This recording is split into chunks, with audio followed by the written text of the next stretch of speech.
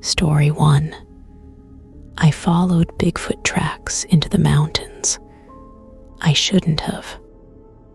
Storm was coming, and I could feel it in my bones long before the first thunder shook the sky. Maybe it was the way the air tasted, heavy and metallic, or maybe just the way the wind moved through the trees, making them tremble as if something enormous was passing by. I had driven up into the mountains for a weekend alone, needing space from the world and all its noise, looking for solitude and maybe a few deer tracks to follow.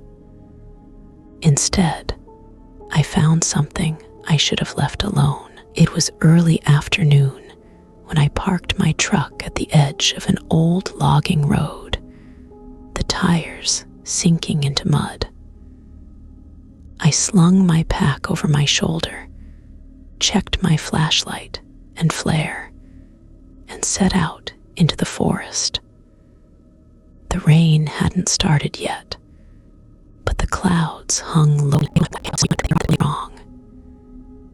No claws at the end, just wide, flat toes, each one as thick as my thumb. The heel was almost as broad as my hand.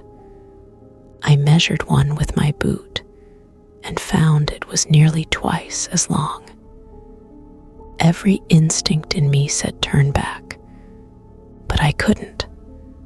I told myself it was curiosity, but it was more than that.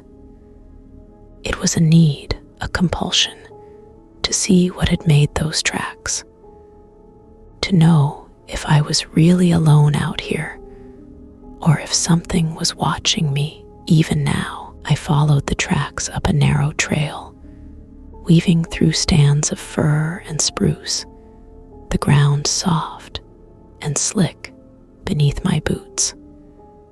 The light faded as the sky grew darker, clouds swallowing the sun.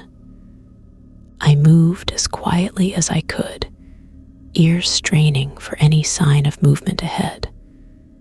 But the only sounds were my own breathing and the distant rumble of thunder. Sweat cooling on my skin. That's when I saw it.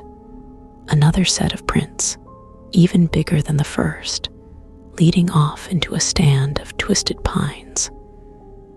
It was then that the rain began.